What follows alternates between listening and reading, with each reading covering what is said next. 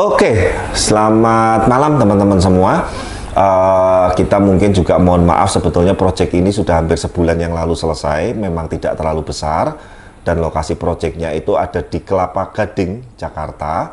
Sebuah kolam minimalis dengan set view kaca, dan memang mohon maaf sempat ada kendala yang memang saat itu terjadi karena memang ya ada beberapa kekurangan yang kita juga harus perbaiki, dan akhirnya sudah beres semua. Tapi saya kepengen sharing dan edukasi melalui video ini supaya mungkin buat teman-teman, untungnya beliau ini sangat mau sekali mengerti dan mau mengikuti arahan saya, sehingga waktu beliau berubah pikiran ini akhirnya untungnya pengerjaan spek dan lain-lain itu sudah mumpuni.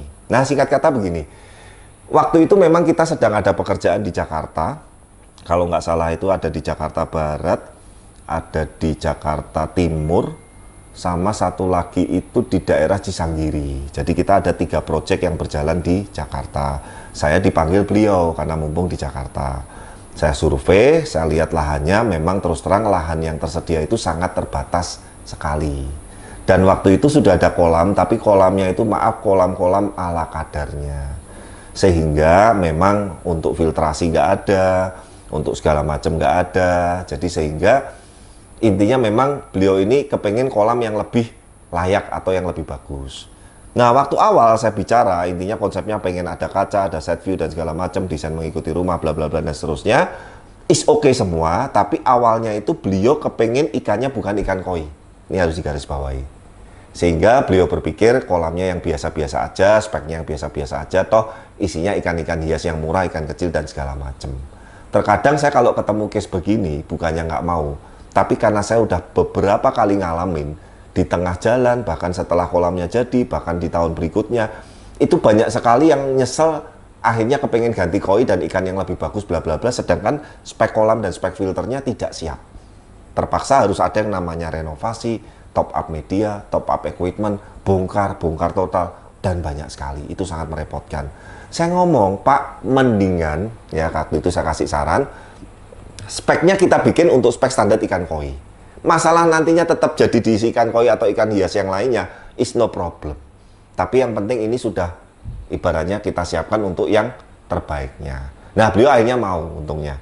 Ya, dan beneran di tengah perjalanan akhirnya ganti koi. Sampai sekarang pun koinya gede-gede tuh, ada yang sampai 50 up segala macam, ada yang masih digiping di kita. Nah, seperti apa sih kondisi awal lokasinya sampai setelah sekarang jadi? Kita rangkum dulu melalui satu video berikut ini, termasuk proses masang kaca, proses segala macamnya. Nah, nanti di terakhirnya saya akan sedikit sharing apa ya, untungnya beliau ini mau mengikuti saran saya. Jadi seorang seperti saya ataupun builder ini terkadang kalau memberi masukan, bukan kita itu mau ngujuk-ngujui atau bahasa Jawanya itu ngujui, atau bahasa Inggrisnya apa sih, mempengaruhi, menginfluence, bukan.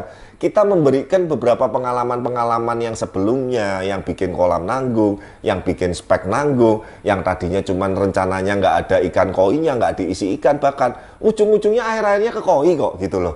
Jadi dari situlah saya selalu kalau ketemu case yang begitu, saya tetap arahkan, dan memang untungnya beberapa customer kebanyakan mau dengar dan mau nurut. Yuk kita saksikan dulu cuplikan video berikut ini.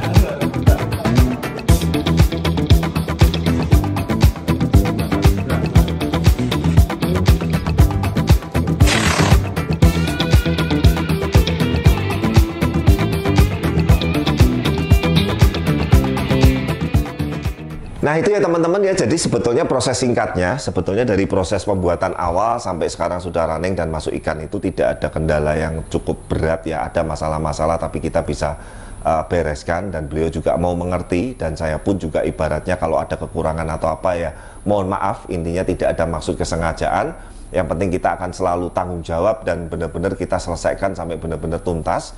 Nah, poinnya sekali lagi ini teman-teman, dengan space yang tidak terlalu besar, dengan spek kolam yang sudah bagus, spek filter yang sudah bagus, dan catatannya sistem filtrasi di kolam ini ada double dua.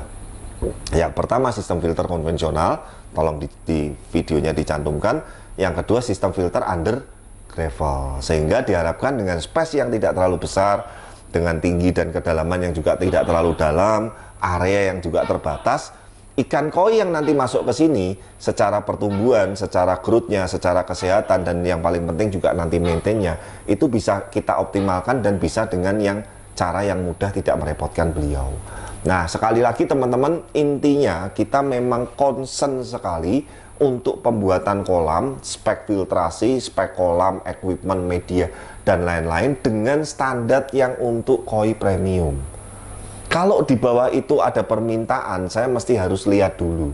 Tapi kalau udah terlalu low banget, saya biasanya skip. Sekali lagi, karena ujung-ujungnya nanti customer repot, saya juga seharusnya kalau suruh ngerenov, suruh ngupgrade lagi, suruh benerin lagi, capek juga. Mendingan sekali bikin dengan spek yang maksimal. Masalah ikannya nanti pelan-pelan dari mau yang low dulu, medium dulu, yang grade A akhirnya, terus main ke yang SQ sampai yang ke premium, itu kembali lagi ke masing-masing.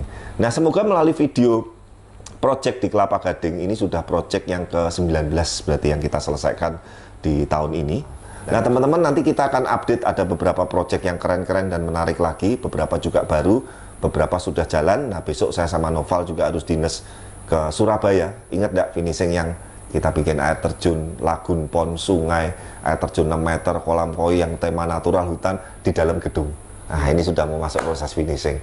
Ini adalah salah satu proyek yang saya sangat-sangat excited sekali untuk kita selesaikan di tahun ini, karena saya bakal jamin ini akan top sekali ya. Bahkan jarang loh satu project yang saya ikut, tim leader yang mengerjakan project itu ikut, ada tim leader lain, dan bahkan ada tim yang khusus dari Jakarta juga. Itu satu kolaborasi dari Blaze Group Team yang nggak semua proyek begitu. Tapi artinya kenapa sampai begitu? Proyek ini sangat-sangat punya nilai kesulitan, punya nilai artistik, punya tantangan, punya challenge, dan punya satu kalau menurut saya itu sebuah challenge sih, atau sebuah tantangan buat saya pribadi juga, gimana caranya ini harus keren gitu loh. Bukan cuman keren secara estetikanya, tapi sistemnya, filternya, kolamnya, dan lain-lain ini kita harus berikan yang terbaik untuk customer. Yang itu nanti yang Surabaya sebentar lagi akan tayang. Nah, teman-teman, sekian dan terima kasih project di Kelapa Gading ini. Semoga